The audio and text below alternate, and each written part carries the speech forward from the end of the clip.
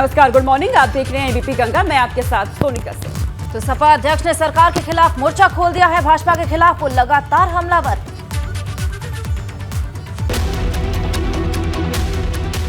एक बार फिर से अखिलेश यादव ने सरकार पर हमलों की बौछार कर दी है। मानस विवाद को लेकर अखिलेश ने न सिर्फ निशाना साधा बल्कि सवाल तक खड़े कर दिए। अपने देश की 5000 साल से पहले की समस्या है, कोई एक दिन में समस्या समाधान नहीं होगा। अगर आप महाभारत पढ़ोगे, दानवीर कर्ण के सामने क्या क्या फेस किया था उसने। दरअसल सपा अध्यक्ष अखिलेश यादव आगरा में शादी समारोह में पहुंचे थे।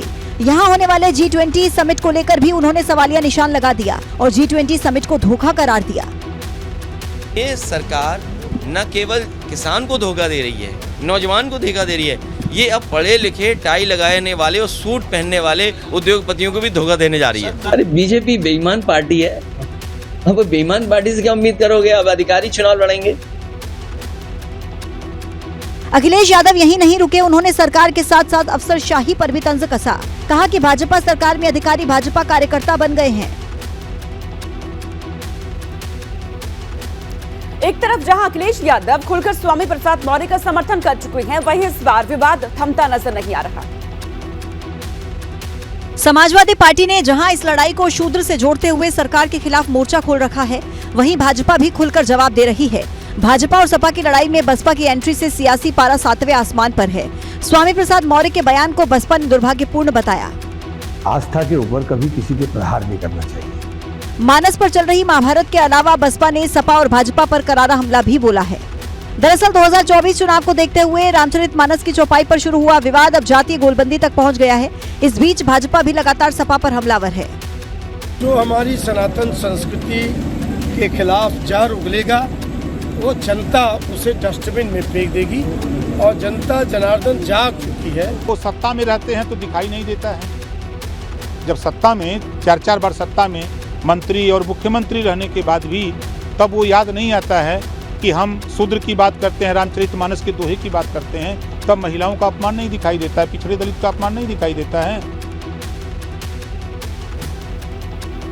सपा ने राष्ट्रीय कार्यकारिणी की लिस्ट में संशोधन किया है, जिसके बाद अब कोई ब्राह्मण या राजपूत नेताओं को जगह दी गई है। दरअसल नई कार्यकारिणी को लेकर सपा में अंदर खाने नाराजगी सामने आई थी। पार्टी में ही दबी जुबान में किसी भी ब्राह्मण या राजपूत नेता को जगह नहीं मिलने पर नेता नाराज थे, जिसके बाद सपा ने 2 बार राष्ट्रीय कार्यकारिणी की लिस्ट को संशोधित किया। तीसरी बार समाजवादी पार्टी ने लिस्ट जारी की है, जिसमें कई ब्राह्मण और राजपूत नेताओं को जगह दी गई। विनय तिवारी, ओम प्रकाश सिंह को राष्ट्रीय सचिव बनाया गया है। अभिषेक मिश्रा को भी पार्टी का राष्ट्रीय सचिव बनाया गया है। शनिवार को अखिलेश यादव से मुरादाबाद में एबीपी गंगा के संवाददाता ने सवाल किया था। सवाल पर अखिलेश यादव असहज हो गए थे। क्यों ऐसा कहते हो? आप फिर से पढ़ लो सूची। आप ऐसा मत करो, ये बात मत बोलिए आप। केवल इसलिए कि न्यूज पे किसी ने मैसेज करके आपसे पूछा होगा, ये पूछ लो, ये मत करो। आप पूरा जिसने आपको मैसेज भेजा हो उससे कहिए कृपा करके हमारी राष्ट्रीय कार्यकारिणी दोबारा देख लो। दरअसल राष्ट्रीय कार्यकारिणी में अखिलेश यादव ने पिछड़ा वर्ग के लोगों को तवज्जो दी थी। 63 लोगों की लिस्ट में 16 लोग ओबीसी वर्ग से थे, जिसके बाद पार्टी में ही सवाल उठने लगे। हालांकि अखिलेश यादव ने ये दाव आने वाले चुनावों को लेकर चला था, लेकिन पार्टी में दबी जुबान में उठ रहे बगावत के सुरों के आगे अखिलेश यादव को राष्ट्रीय कार्यकारिणी की लिस्ट में संशोधन करना पड़ा और अब फिर से स्वर्णों को जगह दी गई। यूपी में अब ओपी राजभर ने नई मांग को लेकर चर्चा खोल दिया है और उनकी सीधी नजर है आधी आबादी के वोट पर, जिसको देखते हुए सुहेल देव भारतीय समाज पार्टी ने महिलाओं के हक में लड़ाई शुरू कर दी है। पार्टी के अध्यक्ष ओपी राजभर की अगुवाई में जगह जगह रैली की जा रही है। इस बीच आज सुबह सपा ने मुख्यमंत्री के गढ़ गोरखपुर में महंत दिग्विजय नाथ पार्क में महिला हक अधिकारी महारैली की और महिलाओं के हक की आवाज बुलंद करते हुए नजर आए। देखिए, महिलाओं की तरफ से हम पार्टी में एक आवाज उठी कि हम लोगों की लड़ाई पूरी सुवर्ग आजादी के बाद से लड़ रहा है, फिर भी हम असुरक्षित हैं। लोग पार्टियां सुरक्षा देने की बात करती हैं, हमको आगे बढ़ाने की बात करती हैं, लेकिन हो नहीं पाता। ओपी राजभर की माने तो वो मंडलवार महिलाओं के अधिकारों को लेकर रैली कर रहे हैं। गोरखपुर की महारैली में भी महिलाओं की काफी भीड़ नजर आई। इस महारैली के जरिए सरकार से कई मांग की जा रही हैं। प्रदेश में शराबबंदी की मांग प्रमुख है। इसके अलावा विधानसभा और लोकसभा में महिलाओं को 50% आरक्षण का लाभ और नौकरी में भी 50% आरक्षण की मांग है। आज उनकी मंशा है कि पूर्ण शराबबंदी। गोरखपुर के बाद सुबह सपा की अगली रैली पीएम मोदी के संसदीय क्षेत्र वाराणसी में होगी, जिसमें वाराणसी के अलावा गाजीपुर, मिर्जापुर और चंदौली जिले की महिलाओं को बुलाया गया है।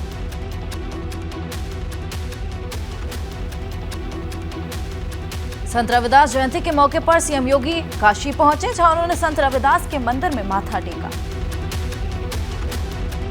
संत रविदास जयंती पर बनारस में अलग ही उत्साह देखने को मिला। काशी में मुख्यमंत्री योगी आदित्यनाथ संत रविदास के मंदिर पहुंचे, जहां उन्होंने संत रविदास को नमन किया। इस दौरान सीएम योगी को संत रविदास की तस्वीर भी भेंट की गई। सीएम ने इस दौरान मन चंगा तो कठौती में गंगा कह के समाज को कर्म का संदेश दिया। मुख्यमंत्री ने प्रधानमंत्री नरेंद्र मोदी की ओर से भेजा गया संदेश पढ़ा। सदगुरु ने सदैव महत्व दिया और उस कालखंड में उन्होंने ये बोल करके कि मन चंगा तो कटौती में गंगा, समाज को कर्म के लिए प्रेरित किया। वहीं संत रविदास जयंती पर सपा अध्यक्ष अखिलेश यादव ने भी ट्वीट किया, संत रविदास को नमन किया। साथ ही बसपा सुप्रीमो मायावती ने भी ट्वीट कर नमन किया। सभी लोगों को मन चंगा तो कठौती में गंगा का अमर आध्यात्मिक संदेश देने वाले महान संत गुरु रविदास जी की जयंती पर उन्हें शत शत नमन और श्रद्धा सुमन अर्पित, और देश एवं दुनिया में रहने वाले उनके समस्त अनुयायियों को मेरी व बीएसपी की ओर से हार्दिक बधाई व शुभकामनाएं। सपा विधायक इरफान सोलंकी की मुश्किलें लगातार बढ़ती जा रही हैं। 5 साथियों के खिलाफ गैर जमानती वारंट जारी हो गया है। पुलिस का शिकंजा कसता जा रहा है। पुलिस का दावा है कि जल्द अपराध से इकट्ठी की हुई संपत्ति पर कार्रवाई हो सकती है। इरफान सोलंकी के गैंग की 200 करोड़ की संपत्ति चिन्हित की गई है। लगभग 150 से 200 करोड़ रुपए के आसपास न्यूनतम जाना चाहिए। बाकी अंतिम रूप से मूल्यांकन करने के बाद हम आपको इसका एक्चुअल डेटा दे पाएंगे। इतना ही नहीं, इरफान सोलंकी के 5 साथियों के खिलाफ गैर जमानती वारंट जारी हो गया है। अगर ये सभी जल्द कोर्ट में पेश नहीं हुए तो कुर्की का नोटिस इनके घरों पर चस्पा किया जाएगा। 5 लोग फरार हैं, जिनमें अनूप है, सबलू है, शकील है और तमाम महबूब हैं। ये सभी लोग आरोपी जो हैं वो फरार हैं इस मामले में, और पुलिस अब इन पर कुर्की की कार्रवाई की बहुत तेजी से काम करने जा रही है। हालांकि सपा विधायक अमिताभ वाजपेयी इसे पुलिस की प्रताड़ना बता रहे हैं और उनका कहना है कि ये सब पुलिस की थ्योरी है, हकीकत में ऐसा कुछ भी नहीं है। उन्होंने 5 लोग गैंगस्टर में विरोध किए। गैंगस्टर होता क्या है, गैंग चार्ट होता क्या है? वो लोग जो अलग अलग जगहों पे अपराध करते लेकिन आपस में मिले हुए होते हैं, उनको गैंग कहा जाता है। इन्होंने कौन सा गैंग चार्ट बनाया, किसकी संपत्तियां कहाँ जोड़ी? जहाँ तक सवाल इरफान सोलंकी जी का है तो उनके पिताजी हाजी मुश्ताक सोलंकी भी शहर के रसूखदार व्यक्ति थे, 2 बार के विधायक थे। कानपुर पुलिस ने पिछले 2 महीनों में सपा पार्टी के विधायक इरफान सोलंकी पर 8 मुकदमे दर्ज किए हैं। इरफान सोलंकी पर कुल 17 मुकदमे दर्ज हैं, लेकिन गैंगस्टर एक्ट पर दर्ज मुकदमे को लेकर पुलिस अपनी कार्रवाई काफी तेज कर चुकी है। आगरा पुलिस ने खुफिया सूचना पर बड़ी कार्रवाई को अंजाम दिया है और बड़े खेल का खुलासा कर दिया। पुलिस गिरफ्त में दिख रहे इन सभी लोगों को आगरा पुलिस ने पकड़ा है। पुलिस ने अवैध तरीके से आगरा में रहने वाले इन 32 बांग्लादेशियों को खुफिया इनपुट के आधार पर गिरफ्तार किया। इंटेलिजेंस ब्यूरो और सिकंदरा पुलिस ने संयुक्त रूप से इस कार्रवाई को अंजाम दिया। पकड़े गए इन बांग्लादेशियों से पूछताछ में बड़ा खुलासा हुआ है। दरअसल ये सभी अवैध रूप से झुग्गी झोपड़ियों में रह रहे थे।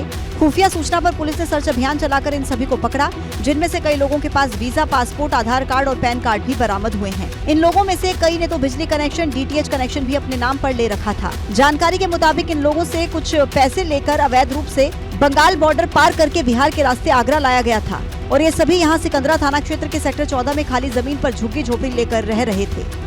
28 बांग्लादेशी नागरिक जो आगरा में अवैध रूप से निवास कर रहे थे, जिनके पास निवास करने हेतु डॉक्यूमेंट्स नहीं थे, उनको गिरफ्तार किया गया है। अब पुलिस और खुफिया विभाग की टीम उस सरगना की तलाश में जुटी है जिसने अवैध रूप से इन सभी को बॉर्डर पार कराने के बाद यूपी पहुंचाया और आधार, पैन कार्ड जैसे कागजात भी बनवा कर दिए।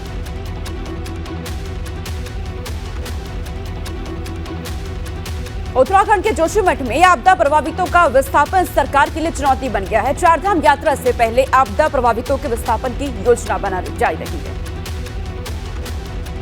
करीब 1 महीना बीत चुका है, लेकिन आपदा प्रभावित सरकार की तरफ टकटकी लगाए देख रहे हैं, क्योंकि अभी तक प्रभावितों का पुनर्वास और विस्थापन नहीं हो पाया।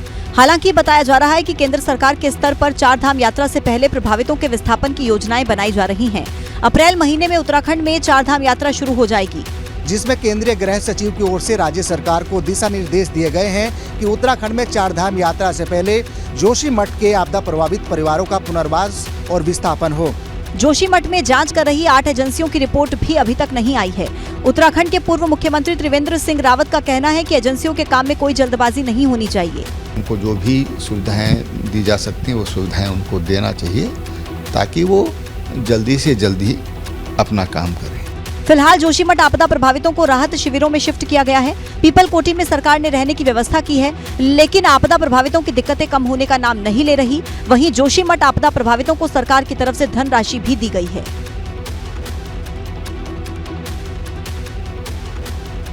अंकिता हत्याकांड के मुख्य आरोपी पर पुलिस ने बड़ी कार्रवाई की है। कुल 3.25 करोड़ रुपए की अवैध संपत्ति को जब्त करवाने के लिए जिलाधिकारी पौड़ी और जिलाधिकारी हरिद्वार को रिपोर्ट भेजी गई। अंकिता हत्याकांड में मुख्य आरोपी पुलकित आर्य पर एक्शन की तैयारी है। पुलकित आर्य की अवैध संपत्ति कुर्क की जाएगी, जिसका पूरा ब्यौरा जिलाधिकारी पौड़ी और जिलाधिकारी हरिद्वार को भेजा गया है। जांच के दौरान पुलिस को पुलकित की करीब 3.25 करोड़ की संपत्ति अवैध मिली है। पुलकित आर्य ने जनपद हरिद्वार में विशनपुर झर्रा अहमताल में 32 लाख, सदनपुर पीली में करीब 48 लाख, ज्ञानलोक कॉलोनी शेखपुरा कनखल में करीब 62 लाख की भूमि अवैध रूप से अर्जित की, जिस पर कुर्की की कार्रवाई की जाएगी। लगभग जो है इनकी हरिद्वार में जो पुलकित आर्य उनकी 1 करोड़ 75 लाख की संपत्ति, जो उनके बैंक अकाउंट्स हैं, जो उनकी लैंड है और जो उनके पास वाहन उपलब्ध हैं, वो हमारी एक रफ एस्टिमेट जो है तैयार किया गया था। पुलिस ने पिछले साल अक्टूबर में पुलकित आर्य, सौरभ भास्कर और अंकित के खिलाफ गैंगस्टर एक्ट के तहत मुकदमा दर्ज किया था। आपको बता दें कि पौड़ी जिले के वनंतरा रिजॉर्ट के मालिक पुलकित आर्य और उसके 2 अन्य साथियों ने रिसेप्शनिस्ट अंकिता भंडारी की 18 सितंबर की रात नहर में फेंककर हत्या कर दी थी। पुलकित अपने साथियों के साथ मिलकर गैंग चलाता था। फिलहाल नैनीताल हाईकोर्ट ने पुलकित आर्य के नार्को और पॉलीग्राफ टेस्ट कराने पर रोक लगा दी है। कोर्ट ने इस मामले में सरकार से 3 सप्ताह में जवाब मांगा है। बागेश्वर धाम के पीठाधीश धीरेन्द्र शास्त्री इन दिनों सुर्खियों में है। अब दिल्ली में भी धीरेन्द्र शास्त्री को संतों का समर्थन मिला है। बागेश्वर धाम के पीठाधीश धीरेन्द्र शास्त्री के समर्थकों की संख्या में इजाफा हो रहा है।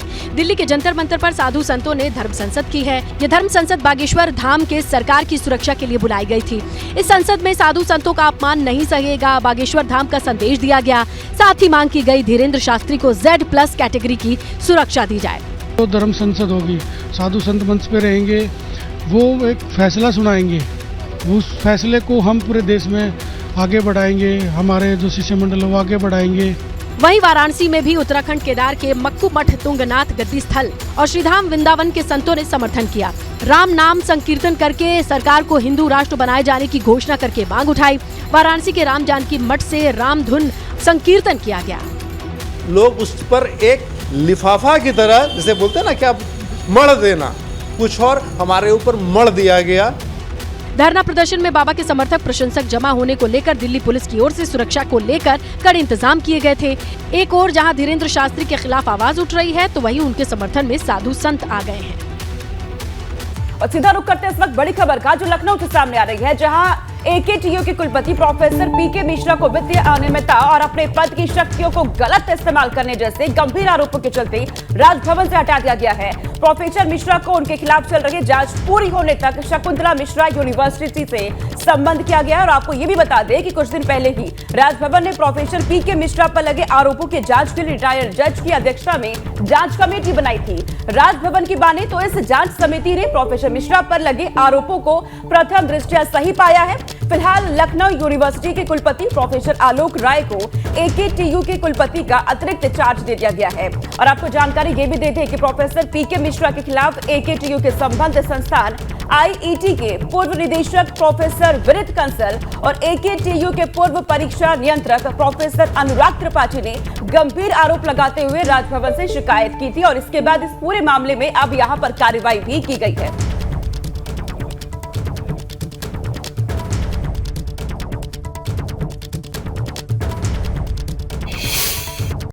कुलपति प्रोफेसर PK मिश्रा के ऊपर वित्तीय अनियमितता और अपनी पदीय शक्तियों का दुरुपयोग करने जैसे गंभीर आरोप लगाए गए थे, जिसके बाद राजभवन ने उनके खिलाफ रिटायर्ड जज की अध्यक्षता में 3 सदस्यीय जांच समिति का गठन किया। जांच समिति की रिपोर्ट की माने तो ये आरोप प्रथम दृष्टया सही पाए गए, जिसके बाद में समिति ने अपनी ये रिपोर्ट राजभवन को सौंप दी। इतना ही नहीं, ये भी बताया गया समिति की तरफ से कि जब इस पूरी जांच को लेकर प्रोफेसर PK मिश्रा से सहयोग के रूप में कुछ दस्तावेज मांगे गए तो वो भी समय से उपलब्ध नहीं कराए गए। इन्हीं सब बातों को देखते हुए राजभवन ने प्रोफेसर मिश्रा को कुलपति के पद से हटा दिया है और फिलहाल जांच पूरी होने तक उनको शकुंतला मिश्रा विश्वविद्यालय से संबद्ध किया गया है। बहरहाल माना ये जा रहा है कि जो गंभीर आरोप प्रोफेसर मिश्रा के ऊपर लगाए गए हैं और जिस तरह से प्रथम दृष्टया ये आरोप सही पाए गए हैं, आने वाले दिनों में प्रोफेसर मिश्रा की मुश्किलें और बढ़ सकती हैं। कैमरा सहयोगी जितेंद्र के साथ शैलेश अरोरा, ABP गंगा, लखनऊ।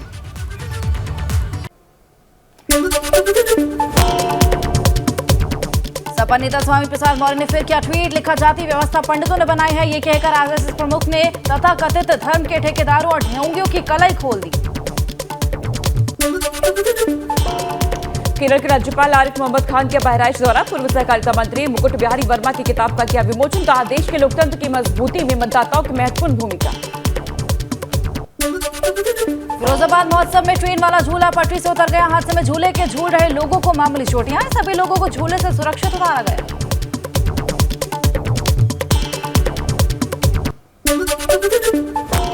मऊ में सुहेलदेव स्वाभिमान पार्टी का पहला कार्यकर्ता सम्मेलन हिंदी भवन सभागार में किया गया, जिसमें राष्ट्रीय अध्यक्ष महेंद्र राजभर समेत सभी प्रदेश भर के पदाधिकारी मौजूद रहे। हरिद्वार में रिहायशी इलाकों में हाथियों का झुंड आने से हड़कंप मच गया, गनीमत रही कि हाथियों के झुंड से कोई जनहानि नहीं। गोरखपुर में पत्नी और 2 बच्चों की हत्या के बाद सब्जी विक्रेता ने आग में आग लगाकर दी जान, पारिवारिक कलह और कर्ज बताई जा रही है वजह, गांव में मचा कोहराम।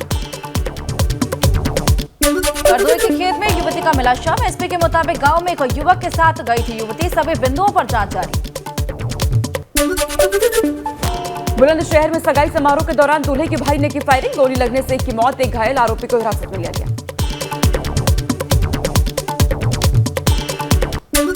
सोनभद्र हाईवे ट्रक और बाइक की टक्कर, बाइक सवार 2 लोगों की मौके पर मौत, तीसरे के अस्पताल ले जाते वक्त मौत, पिपरी चौराहे के पास की पूरी घटना।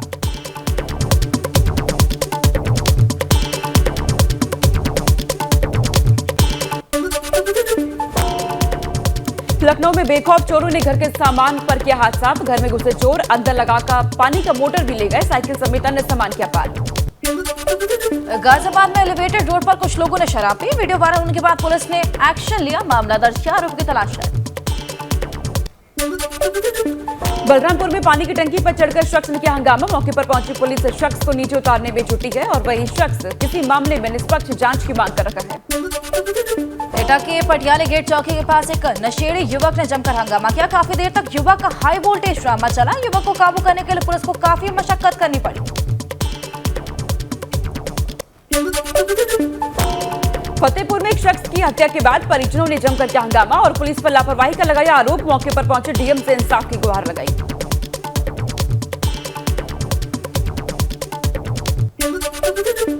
मथुरा में बांके बिहारी कॉरिडोर को लेकर हुई बैठक में जमकर हंगामा हुआ, एक और संत कॉरिडोर को लेकर प्रशासन के साथ है तो दूसरी ओर व्यापारी और गोस्वामी इसका विरोध कर रहे हैं।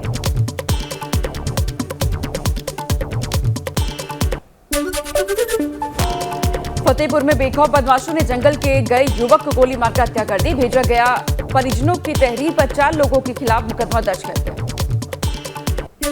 युवक की हत्या मामले में रामनगर पुलिस ने पत्नी समेत 2 अन्य लोगों को गिरफ्तार किया, पत्नी ने अपने प्रेमी के साथ मिलकर पति की हत्या करवाई। कानपुर में संदिग्ध परिस्थितियों में मिले मां बेटे के शव, दोनों की मौत पर मचा इलाके में हड़कंप, सूचना पर पहुंची और फोरेंसिक टीम की पुलिस दोनों मिलकर जांच कर रही। बुलंदशहर में हर्ष फायरिंग के दौरान गोली लगने से एक महिला की मौत हो गई, युवक की मौत हो गई जबकि दूसरा युवक घायल हो गया, मामला दर्ज कर पुलिस मामले की जांच में जुटी। आगरा के बहा में एक बुजुर्ग की पत्नी ने अपनी 60 वर्षीय पत्नी की बेरहमी से पिटाई की, पीड़िता के परिजनों ने शिकायत दर्ज कराई, पुलिस ने महिला को मेडिकल इलाज के लिए अस्पताल में भर्ती कराया। कानपुर में टीचर पर 12वीं के छात्र को बेरहमी से पीटने का आरोप, छात्र के गंभीर चोटें आई हैं, आरोपी के बिना कारण विद्यालय के अंदर पिटाई की गई। नोएडा में रेप पीड़िता के परिवार पर पुलिस द्वारा समझौता करने का दबाव बनाने का मामला सामने आया, केस की जांच कर रही महिला दारोगा पर दबाव बनाने का आरोप। प्रतापगढ़ में बदमाशों ने नाबालिग छात्रा से गैंगरेप किया, पीड़ित के परिजनों की शिकायत पर मामला दर्ज कर पुलिस आरोपियों की तलाश में जुटी। आगरा में पुलिस और आईबी ने 32 बांग्लादेशियों को गिरफ्तार किया, सभी अवैध तरीके से आगरा में रह रहे थे, जांच एजेंसियां सभी से पूछताछ कर रही हैं। बस्ती पुलिस ने लग्जरी वाहनों की चोरी करने वाले गिरोह के सरगना को गिरफ्तार किया, चोरी की 3 कार सहित कार के पार्ट्स भी बरामद किए गए। बरेली पुलिस ने 120 गौ तस्करों को किया गिरफ्तार, गोकशी करते हुए अलग अलग थाना क्षेत्रों से हुई गिरफ्तारी, पुलिस को बड़ी मात्रा में गोमांस और गाय काटने के औजार भी मिले। पंडित दीनदयाल स्टेशन पर जीआरपी जवानों ने 38.5 लाख से ज्यादा कैश के साथ 2 लोगों को गिरफ्तार किया, दोनों के पास से कैश और कई कागजात भी, डिटेल भी नहीं मिला।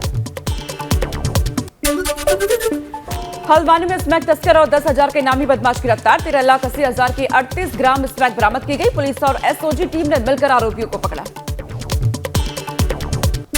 नोएडा में बाइक सवार बदमाशों ने युवती से लूट की कोशिश की। सफल नहीं होने पर युवती को धक्का दे दिया। युवती का इलाज नोएडा के कैलाश अस्पताल में लगातार जारी। बागेश्वर में देर रात मुख्य कृषि अधिकारी के घर में बदमाशों ने फायरिंग कर दी। एक गोली खिड़की के दरवाजे पर लगी। पुलिस मामले की जांच में जुटी।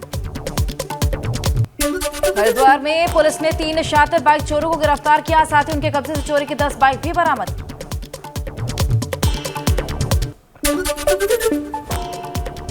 रामनगर की पुलिस ने नशे के खिलाफ बड़ी कार्रवाई की और 33 किलो गांजे के साथ 25,000 के इनामी को गिरफ्तार किया।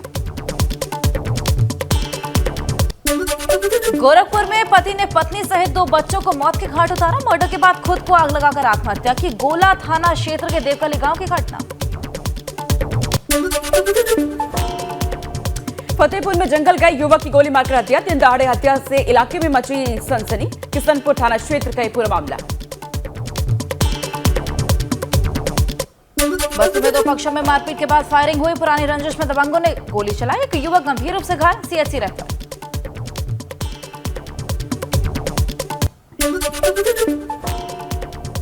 सीतापुर में संदिग्ध परिस्थितियों में खेत में मिला युवक का शव। छुट्टा जानवरों से खेत की रखवाली के लिए खेत में सोता था युवक। रायबरेली में संदिग्ध परिस्थितियों में युवक की हत्या। ईंट से चेहरा कुचला हुआ, खून से लथपथ मिला शव। पुलिस शव को कब्जे में लेकर जांच में जुटी। जौनपुर में पुलिस टीम की बाबरिया गैंग से मुठभेड़। गैंग के 2 सदस्यों को लगी गोली। इलाज के लिए दोनों को भेजा गया अस्पताल। जालौन पुलिस और बदमाशों के बीच हुई मुठभेड़। दोनों तरफ से चली कई राउंड गोलियां। एक बदमाश और एक पुलिसकर्मी जख्मी। कानपुर में ट्रेन सवार विदेशी नागरिक के साथ हुई चोरी का खुलासा। कोच अटेंडेंट समेत पुलिस ने 2 आरोपी को गिरफ्तार किया। आरोपी के पास से विदेशी नागरिक का पर्स बरामद।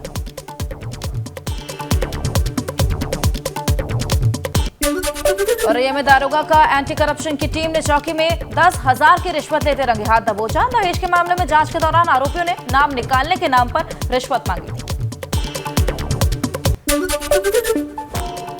गाजियाबाद में पूर्व डिप्टी रजिस्ट्रार समेत 4 RWA पदाधिकारियों पर केस दर्ज। थाना कौशाम्बी में 4G की धाराओं में दर्ज हुआ मुकदमा। शिकायतकर्ताओं ने जबरन फीस लेने का आरोप लगाया। मुजफ्फरनगर में एक शादी समारोह में चोरों ने कई लोगों की जेब काटी और लाखों का कैश पार कर लिया। सीसीटीवी में चोरी की वारदात कैद हो गई। पुलिस चोरों की तलाश में जुटी। लव जिहाद मामले में रायबरेली पुलिस ने आरोपी युवक को गिरफ्तार किया। आरोपी ने शादी के बाद युवती पर धर्म परिवर्तन करने का दबाव बनाया था। सुल्तानपुर में 2 कार के आमने सामने की टक्कर में 3 लोगों की दर्दनाक मौत हो गई, जबकि 7 लोग गंभीर रूप से जख्मी हो गए। घायलों का इलाज जिला अस्पताल में जारी।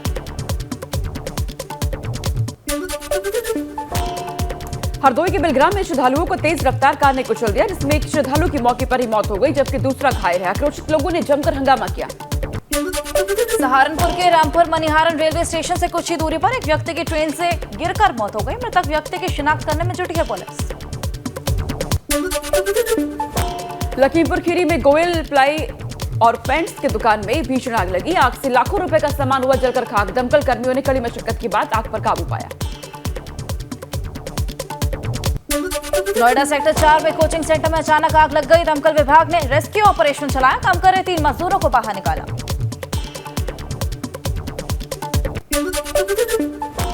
ग्रेटर नोएडा में टेंट की दुकान में लगी आग। दुकान के अंदर सो रहे कर्मचारियों ने भागकर बचाई अपनी जान। फायर ब्रिगेड की गाड़ियों ने आग पर काबू पाया। रायबरेली में ट्रक और बोलेरो में जबरदस्त टक्कर हुई। 3 लोगों ने मौके पर ही दम तोड़ दिया। 2 लोग गंभीर रूप से जख्मी। पुलिस ने एम्बुलेंस की मदद से घायलों को अस्पताल पहुंचाया। बिजनौर में बेकाबू कार ट्रैक्टर ट्रॉली से टकराई। कार सवार घायल हालत में सीएचसी में भर्ती। थाना शेरकोट के ये इलाके की पूरी घटना। आगरा के शाहगंज में मकान की छत गिरने से हादसा। पति पत्नी मलबे में दबे। आसपास के लोगों ने कड़ी मशक्कत के बाद दंपति को बाहर निकाला। पुलिस ने एसएन मेडिकल कॉलेज में भर्ती कराया। मथुरा के नौजेल में 30 फीट गहरे नाले में गिरी कार। पुलिस ने सीट बेल्ट को काटकर ड्राइवर को निकाला बाहर। पीडब्ल्यूडी विभाग की लापरवाही से हुआ हादसा। मुंबई में संत शिरोमणि रविदास की जयंती पर विशेष कार्यक्रम का आयोजन हुआ, जिसमें आरएसएस प्रमुख मोहन भागवत ने कहा कि जाति भगवान ने नहीं पंडितों ने बनाई, भगवान के लिए सब ये।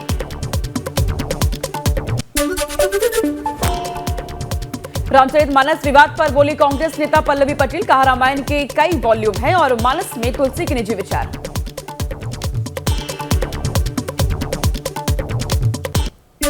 स्वामी प्रसाद मौर्य पर बिफरे नवनिर्वाचित एमएलसी देवेंद्र सिंह, कहा स्वामी प्रसाद मौर्य को डस्टबिन में डाल देगी जनता, लोग अपने धर्म और रामचरितमानस को ठीक तरह से समझते हैं। स्वामी प्रसाद मौर्य के रामचरितमानस बयान के समर्थन में सपा, कुशीनगर में प्रदर्शन कर रहे राष्ट्रपति के नाम का ज्ञापन सौंपा। रामचरितमानस को लेकर घमासान जारी है। गाजियाबाद के लोनी क्षेत्र में दलित समाज के लोगों ने रैली निकाली और अखिलेश यादव और स्वामी प्रसाद मौर्य का पुतला फूंका। कानपुर के घंटाघर चौराहे पर भी सपा नेता स्वामी प्रसाद मौर्य के खिलाफ प्रदर्शन, प्रसिद्ध मंदिरों के महंतों ने मौर्य को बताया कलयुग का रावण, सपा नेता की जल्द गिरफ्तारी की मांग। अमरोहा में पहुंचे कांग्रेस नेता आचार्य प्रमोद कृष्णम ने रामचरितमानस को लेकर कहा कि किसी भी धर्म ग्रंथ में लोगों की आस्था होती है, किसी भी धर्म ग्रंथ का अपमान न हो। बसपा नेता इमरान मसूद ने सपा और भाजपा नेताओं पर बोला हमला और कहा कि दोनों एक ही एजेंडे पर खेलते हैं, साथ ही कहा कि देश में हर धर्म के लोगों का समान अधिकार। लखनऊ में सीएम योगी ने ग्लोबल इन्वेस्टर समिट की तैयारियों का जायजा लिया, अधिकारियों को निर्देश दिए कि 10 फरवरी शुरू होगा global investor summit. CM Yogi Adityanath Delhi पहुंचे, यहां उन्होंने नड्डा के पुत्र के विवाह के रिसेप्शन में शिरकत की। सीएम कल सुबह दिल्ली से मथुरा के लिए रवाना हो जाएंगे, यानी कि आज वो मथुरा पहुंचेंगे। तो सीएम योगी आदित्यनाथ का आज आगरा और मथुरा के दौरा और 7 फरवरी से 2 दिन का त्रिपुरा दौरा भी होगा शुरू। भाजपा के उम्मीदवारों के लिए करेंगे प्रचार।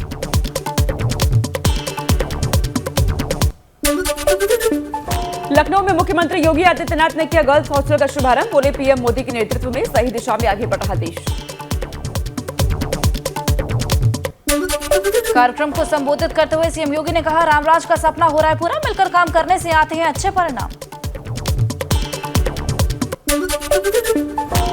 मैनपुरी में अखिलेश यादव ने भाजपा पर जमकर निशाना साधा और बजट को लेकर तंज कसते हुए कहा कि ये बजट विदाई बजट था, विदाई के बाद ये अब आने वाले नहीं। फिरोजाबाद दौरे पर अखिलेश यादव ने भाजपा सरकार पर जमकर हमला बोला और कहा कि भारतीय जनता पार्टी जातिवाद को बढ़ावा दे रही है।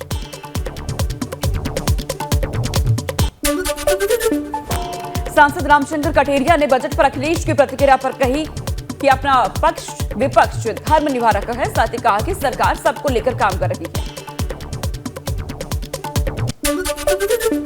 कानपुर में इरफान सोलंकी के 5 साथियों के खिलाफ गैर जमानती वारंट जारी, जल्द कोर्ट में नहीं पेश हुए तो चस्पा होगा कुर्की का नोटिस। आगजनी मामले में है आरोपी। लखनऊ में all India Muslim personal law board की बैठक हुई है, मंत्री ओवैसी सहित 51 मेंबर शामिल हुए, समान नागरिक संहिता सहित कई मुद्दों पर चर्चा। औरैया जिले के देवकली महोत्सव पहुंचे भाजपा सांसद सुब्रत पाठक ने सपा पर बोला हमला, का पुरानी सरकार ने उद्योग को बढ़ावा नहीं दिया बल्कि गुंडों माफियाओं को संरक्षण दिया।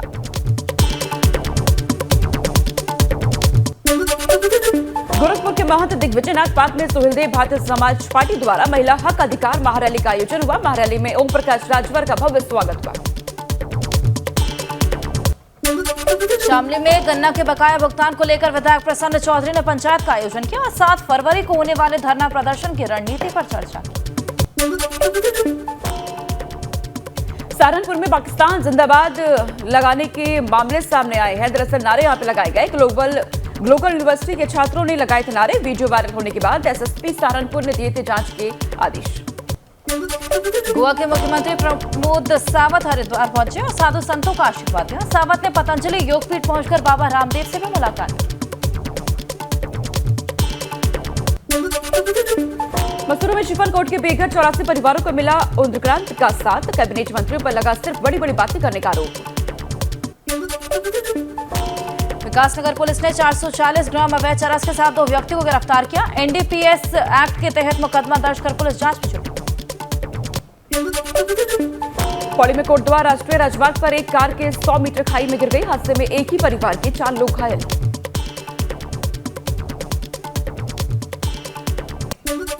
पौड़ी जिले के एसएसपी ने अंकिता भंडारी हत्याकांड के मुख्य आरोपी पुलकित आर्य की अवैध संपत्ति का ब्यौरा भेजा। 3.25 करोड़ रुपए की अवैध संपत्ति जब्त करने के लिए डीएम पौड़ी और डीएम हरिद्वार को ब्यौरा भेजा। श्रीनगर गढ़वाल कर्मचारियों का आक्रोश सड़कों पर देखने को मिला। हजारों कर्मचारियों ने एनपीएस यानी कि न्यू पेंशन स्कीम की जगह पुरानी पेंशन बहाली की मांग की।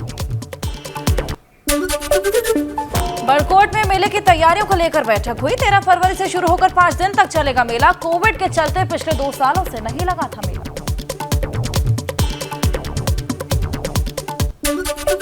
देहरादून में फर्जी जन्म प्रमाण की वजह से महिला गिरफ्तार। बच्चे के साथ स्कूल में दाखिला कराने की चाहत में डॉक्यूमेंट लगाए गए थे जो कि फर्जी निकले। जांच के बाद पुलिस ने महिला को जेल भेजा।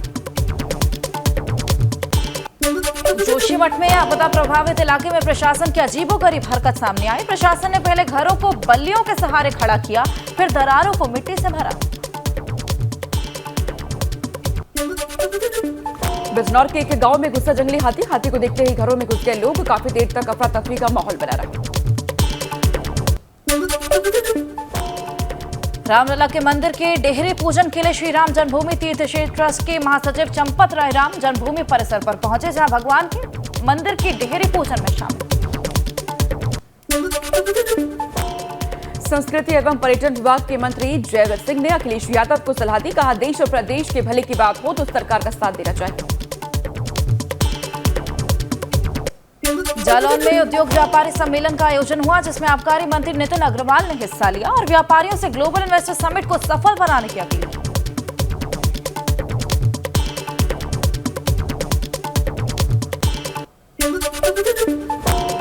अयोध्या के मंडल आयुक्त सभागार में पूर्वांचल विकास बोर्ड की बैठक संपन्न हुई। पूर्वांचल विकास बोर्ड की बैठक में अयोध्या के विकास पर विशेष फोकस रहा।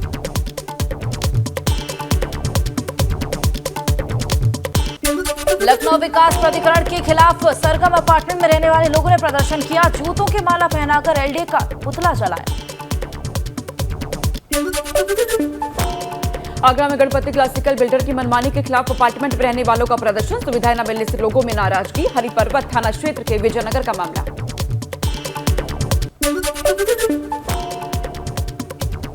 ग्रेटर नोएडा वेस्ट में चार मूर्ति चौक पर आज जाम की संभावना है। चार मूर्ति चौक पर अंडरपास बनाने की गति तेज हो रही है। अंडरपास को बनाने में करीब 60 करोड़ रुपए खर्च होने का आंकड़ा।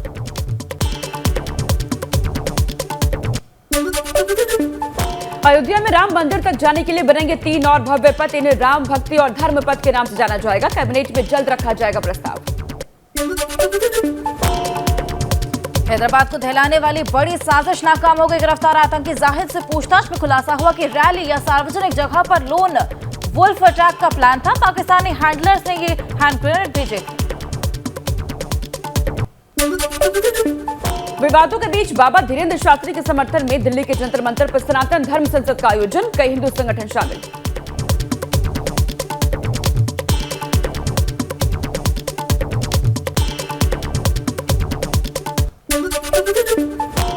जम्मू कश्मीर के बडगाम में सर्द मौसम के बावजूद बेटियां ले रही हैं मार्शल आर्ट्स की ट्रेनिंग। कहा, हम कश्मीर का नाम रोशन करेंगे।